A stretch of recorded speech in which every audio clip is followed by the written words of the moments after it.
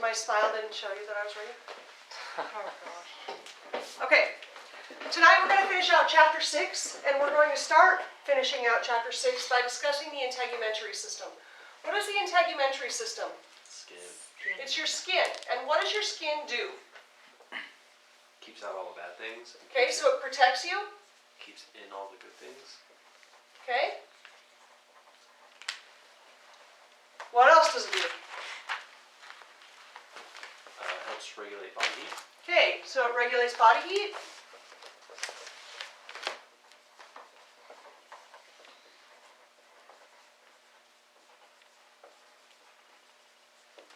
Does it do anything else? Transmit information to the brain.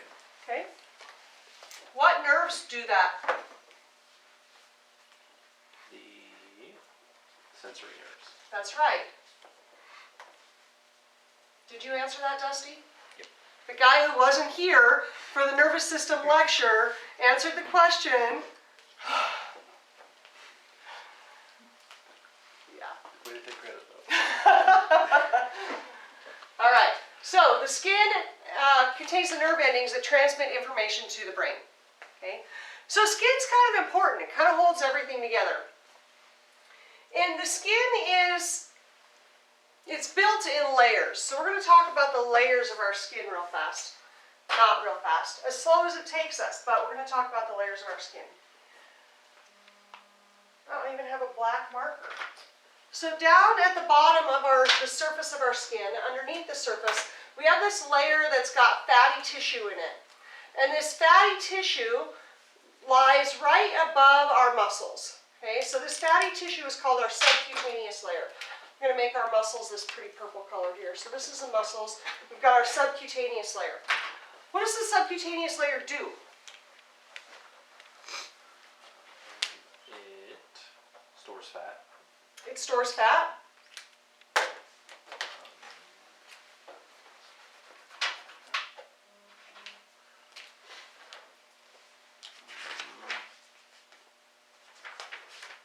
The brown's hard to read, by the way. The brown. Yeah, the brown is on video. Not The orange. light colored brown. Yeah, that one's hard to read. Okay, so the subcutaneous layer stores fat, but what does it do? Protect. That's what it protects us. How does it help to protect us? It's an insulator. It's an insulator, okay? All of these layers together form a watertight barrier that keeps stuff from getting out and stuff from getting in, right? So we have our subcutaneous layer. What's the next layer? Next layer up. If we're going from down to up, what's the next layer? Dermis. Dermis. Okay, and our dermis is divided into several layers itself. So we have our dermis here, and what are the layers of our dermis?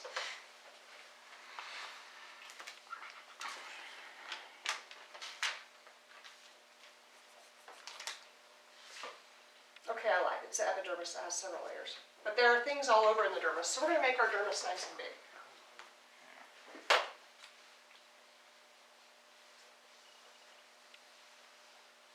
Okay. Dermis.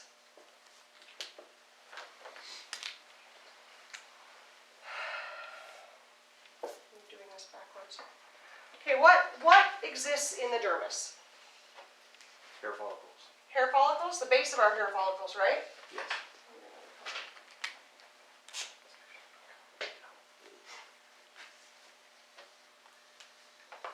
That's a gorgeous, this is hair coming out of your head. Yeah.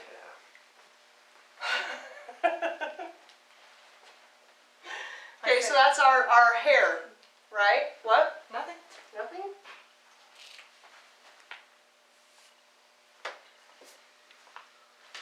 Our hair follicle.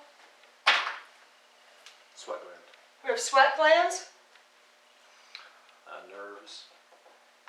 Nerve endings. Okay. Erector. Rector pili. Muscle. What does that do?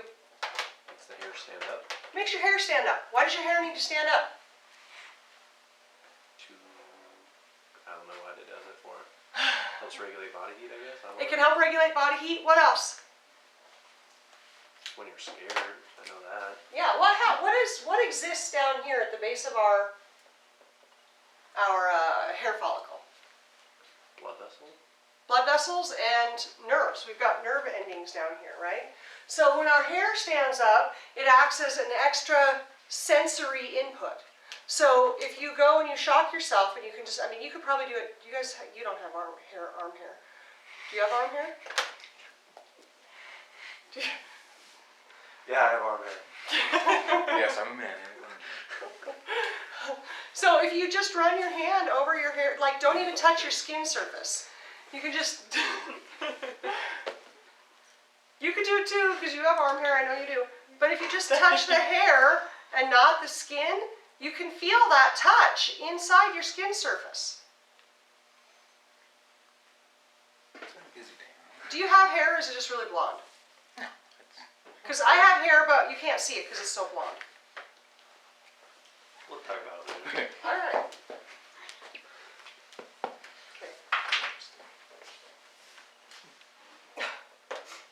Okay, so we have our erector pili muscle, which helps our hair stand up. We've got our nerve endings. We've got our oil glands.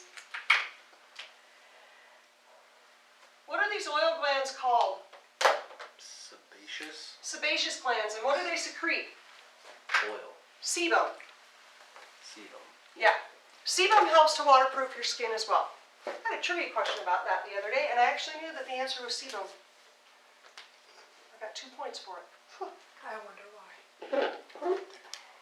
Okay, the epidermis has a couple layers, and I gotta find another color because I'm running out of options.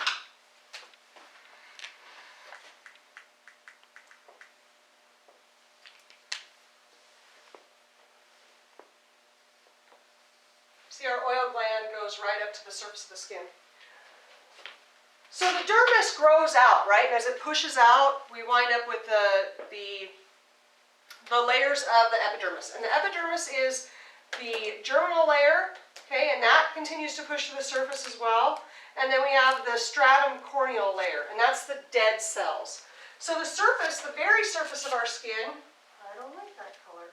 The very surface of our skin right up here, this is dead skin. It's dead skin cells. What layer is this layer?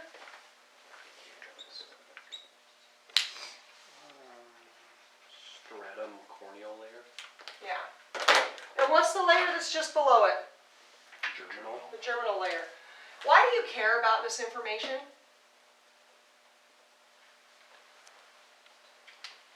Why does any of this matter to you? Could it help with determining, let's say, a laceration, how severe it is? It can help with determining how severe a laceration is. What else? If somebody's not regulating body temperature, you might think something's attacking something in their cells that is affecting their skin, I guess. Okay, that's a good thought. What else? Not just lacerations or abrasions, but burns. Burns are defined by how much of the skin they've affected, right?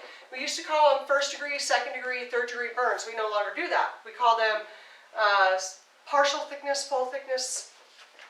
I can't remember the first one. Something. Simple, not simple burns. Superficial. Superficial, partial thickness, and full thickness. And so superficial burn involves this epidermis, okay? And then a partial thickness burn comes down into the dermis and into the subcutaneous tissue. And a full thickness burn goes through the subcutaneous tissue to the tissues that are underneath. So if you have a burn that goes all the way through down into this muscle or bone layer, then you have a full thickness burn. Now, in some places of your body, the skin is thicker than in other places. Okay? Your scalp has really, really, really thick skin. Your ears have really, really, really thin skin. So your ears right here, that's the thinnest skin on the entire body. Crazy, right? Okay. Thinner than your eyelid? Even thinner than your eyelid, yeah.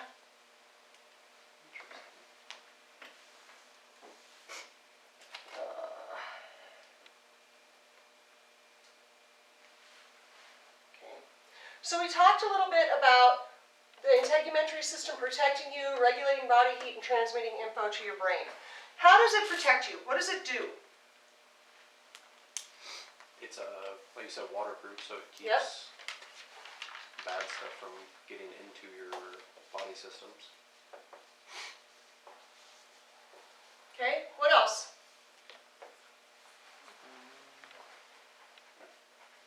Actually, why is being able to contain water, why is it so important? Because we're mostly made of water. We're mostly made of water, right? Having the correct balance of water in your body is important. Why? You don't want to be diluted. You don't want to be diluted. What's going to happen if you're diluted? I don't know. I mean, I imagine your blood's not going to be producing like it's supposed to be, and it's not going to be carrying the right stuff, I guess. I don't know. Okay. Do you know what homeostasis is? Remember reading it. No? Dusty, do you know what homeostasis is? I read it somewhere in here. Did you? Mhm. Good. I'm glad to hear that. Mariah? Same something. Same something? Okay. Okay. Homeostasis is your body's ability to maintain its proper operating environment. Okay. If you have too much water or too little water, you mess with the homeostasis in your body. What can happen if you become dehydrated? Get delusional. You can become delusional. Why? Because your brain's not getting the nutrients, I guess. I don't know. Maybe because your brain's not getting nutrients, but what does the body need in order to function appropriately? It needs to have enough water, and that water needs to be distributed appropriately so that electrical signals can travel correctly, so that oxygen and carbon dioxide can diffuse across the alveolar wall appropriately, so that nutrients can get dropped off and picked up where they need to get picked up, so that glucose can be used by the brain as energy. Okay? If you have a problem with the amount of water that's in your body, it messes with your body's pH. Okay? And pH is incredibly critical. Maintenance of a normal pH is incredibly critical in order for your body to survive. Okay? Even just a few points, one way or the other, can cause your body to go into a state called acidosis or alkalosis. You'll read more about those when we talk about the endocrine system or diabetic emergencies as we get further into medical. But acidosis or alkalosis can cause your kidneys to shut down and you can die as a result of it. So the fact that your skin is waterproof and it maintains water inside, that's super important because it helps to maintain homeostasis. Okay? It protects it from invasion from bugs, bacteria, viruses.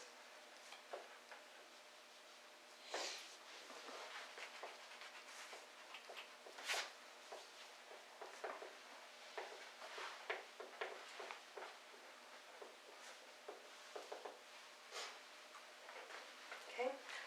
Did we already talk about definitive signs of death?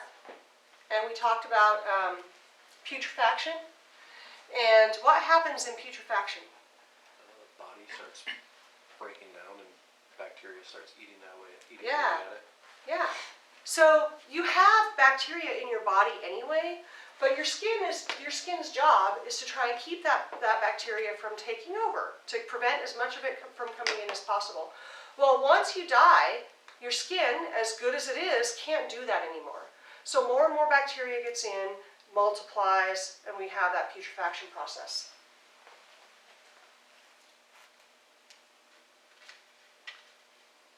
Okay, we did talk a little bit about temperature regulation. How does that work?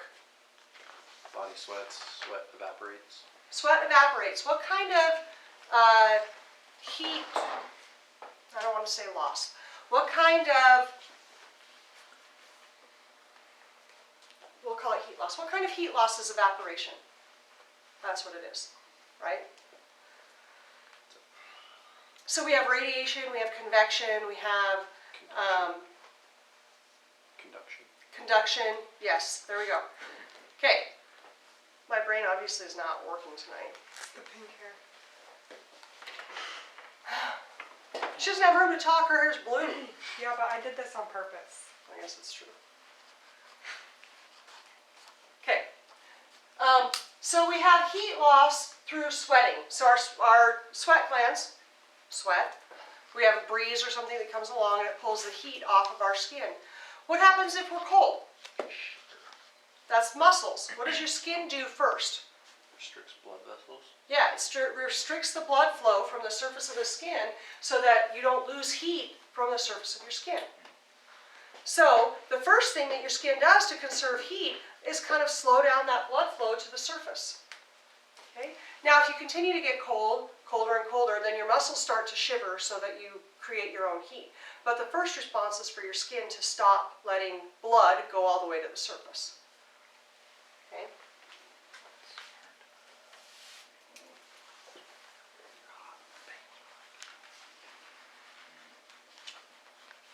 Radiation. That's what I was looking for, radiation. All right. Okay, that's it. Integumentary system.